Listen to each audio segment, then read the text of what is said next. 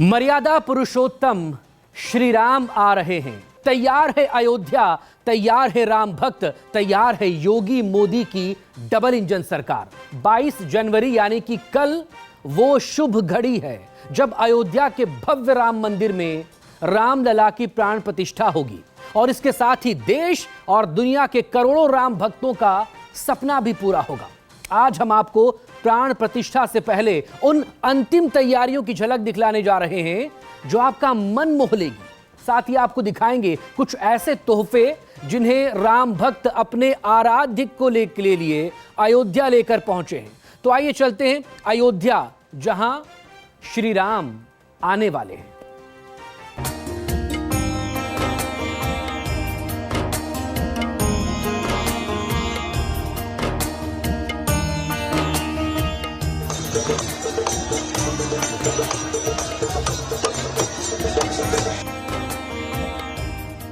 सज गई अयोध्या नगरी, प्राण प्रतिष्ठा की तैयारी पूरी।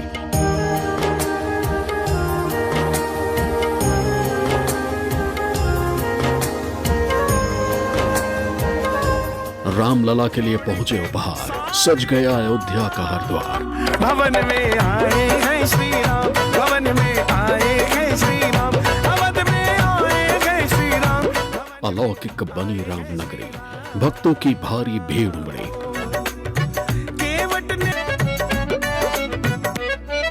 22 जनवरी का दिन देश और दुनिया के करोड़ों राम भक्तों के लिए ऐतिहासिक होने वाला है। उसकी प्यास बुझाओ।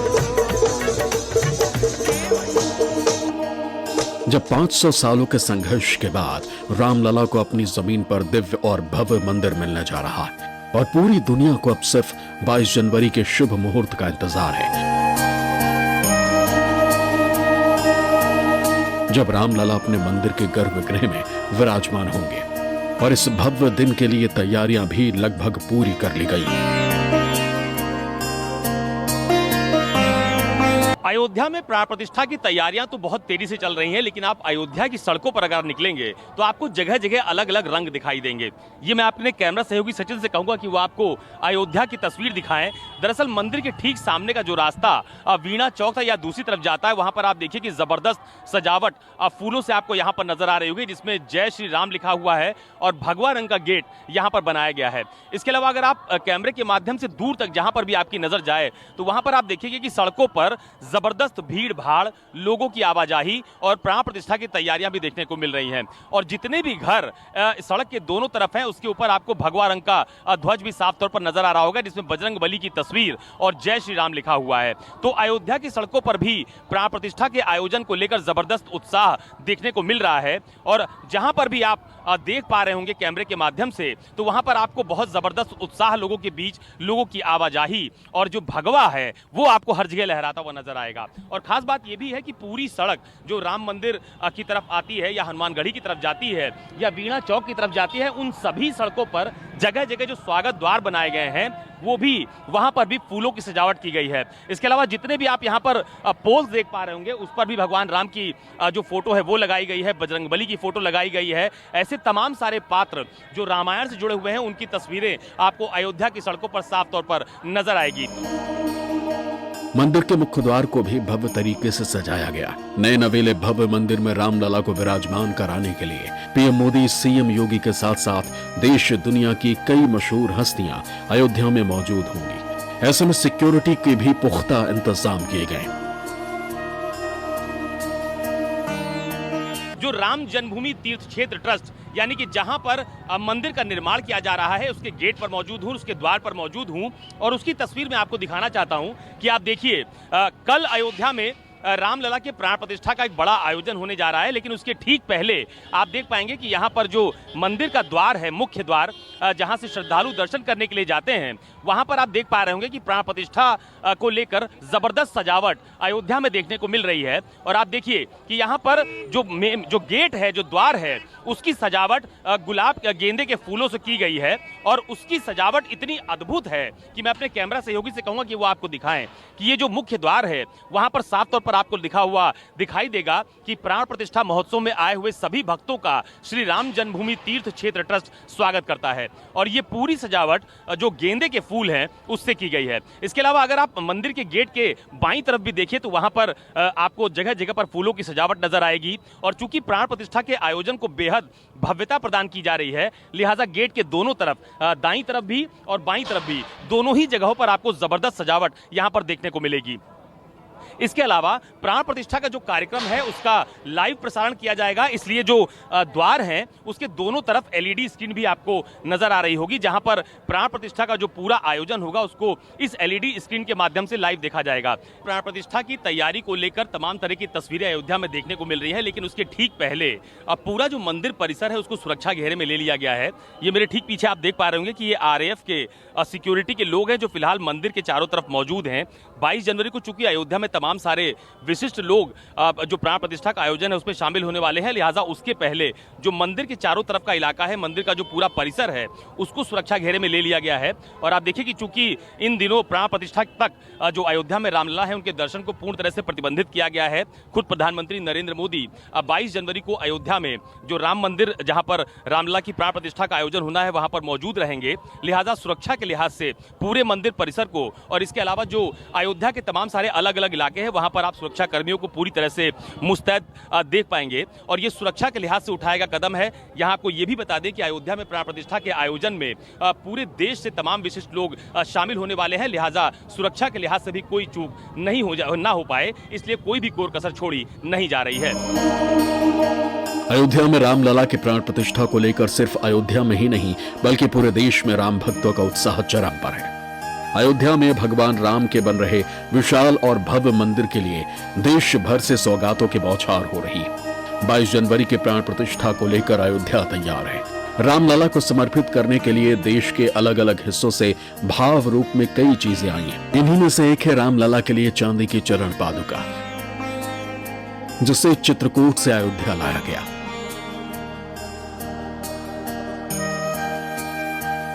चित्रकूट से भगवान की चरण पादुका अयोध्या लाई गई है, जो कि पूरी तरह से चांदी से निर्मित है और वो भी भगवान राम को समर्पित की जा रही है। पहले मैं आपको यहाँ पर चरण पादुका के दर्शन करवा देता हूँ। ये देखिए आप, चांदी की चरण पादुका है जो आपको तस्वीरों के माध्यम से नजर आ रही होगी, जो कि चित्रकूट से चलकर फिलहाल ये अयोध्या में कारसेवकपुरम पहुंची है और ये जो श्री राम जन्मभूमि तीर्थ क्षेत्र ट्रस्ट है उसको ये चरण पादुका समर्पित की जा रही है। तो ये एक चरण पादुका है, ये आपको चांदी की बनी हुई चरण पादुका नजर आ रही होगी और इसके ठीक पीछे भगवान राम का दरबार आपको तस्वीरों में दिखाई पड़ रहा होगा। जो बाबा सत्यनारायण मौर्य जी हैं जो चित्रकूट से ये चरण पादुका लेकर अयोध्या है, उनसे बात करते हैं। बाबा जी, कब शुरू की थी ये यात्रा? ये यात्रा तो हमने मूलतः श्रीलंका से शुरू की थी। तो श्रीलंका से जहाँ जहाँ राम गए थे, मन में एक भाव था, प्रभु राम, पूरे देश की परिक्रमा प्रभु राम ने की, लेकिन उस समय होटलें नहीं थी, धर्मशालाएं नहीं थी, कोई व्यवस्था रुकने की नहीं थी। 14 साल तक राम वनवासियों घर रुके, लेकिन जब राम ने रावण को मार दिया तो भरत जी का आग्रह था एक भी दिन लेट नहीं होना चाहिए। तो राम जी सीधे अपने फ्लाइट से, पुष्पक विमान से आ गए थे। तो हमारे मन में इच्छा थी कि जिन जिन वनवासियों ने राम की सेवा की उन तक राम को ले जाया जाए। तो राम के प्रतीक के रूप में राम और उनके चरण लेकर हम श्रीलंका से निकले, अयोध्या आए थे। अयोध्या से हम जनकपुर तक गए तो पूरा राम का वनगमन मार्ग था, पूरा किया।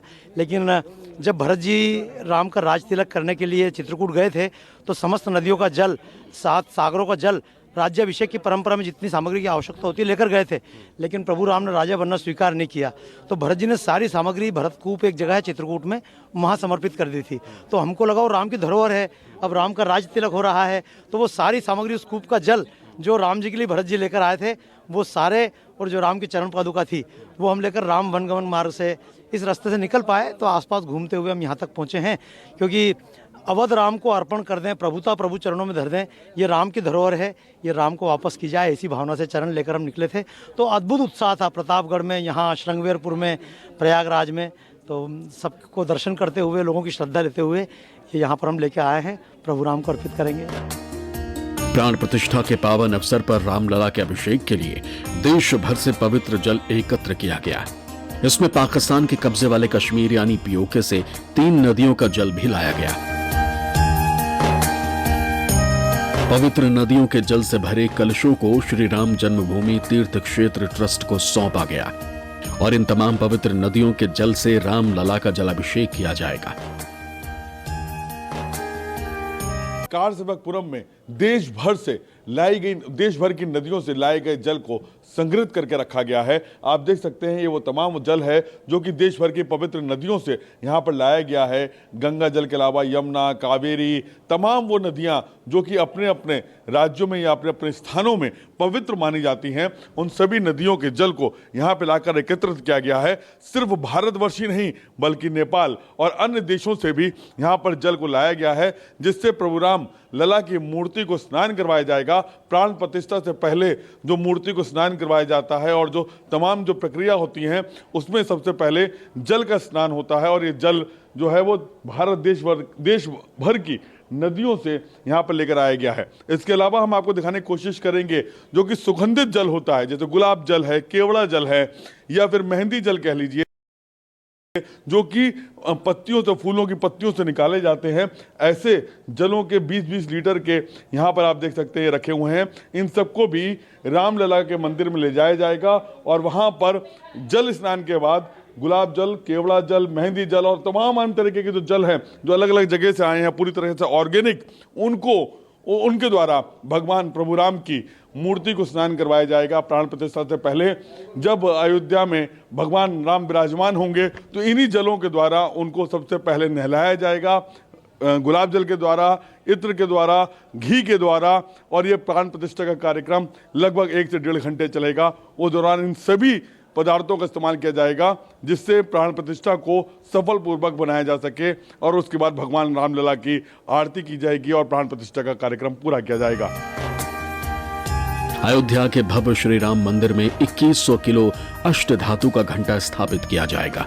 पूरे परिसर में लगने वाला ये सबसे बड़ा घंटा 2100 किलो वजन का ये घंटा अष्ट धातु से बनाया गया। इससे निकलने वाली आवाज अद्भुत होगी जो दूर दूर तक लोगों को सुनाई देगी। घंटा निर्माण में करीब 25 लाख रुपए की लागत आई। मंदिरों में आपने घंटियां खूब देखी होंगी, लेकिन आज हम आपको दिखा रहे हैं ये 24 कुंटल का घंटा। इसे क्रेन से लेकर आया गया है और प्रभु राम श्री राम के भव्य मंदिर में इस घंटे को लगाया जाएगा फूल मालाओं से सुसज्जित। ये घंटा जो है वो मेन द्वार पे लगेगा और इसके लिए द्वार बनाया जाएगा। 24 कुंटल का एक घंटा है और इस घंटे को मंदिर के मुख्य द्वार पर लगाया जाएगा और इसको क्रेन से लगाया जाएगा। हालांकि वो द्वार अभी बना नहीं है, कार सेवकपुरम में ये घंटा रखा हुआ है। आप देख सकते हैं कि कितना बड़ा घंटा। कहते हैं कि जब इस घंटे को बजाया जाता है तो इसकी गूंज, इसकी आवाज़ लगभग 3 किलोमीटर तक फैलती है। इतना बड़ा घंटा इसको बनाया गया है और इसको बजाने के लिए मुझे लगता है कि एक बहुत बड़ी रस्सी, मोटी रस्सी, उस तरीके से चीज़ चाहिए होगी जब ये बजाया जाएगा।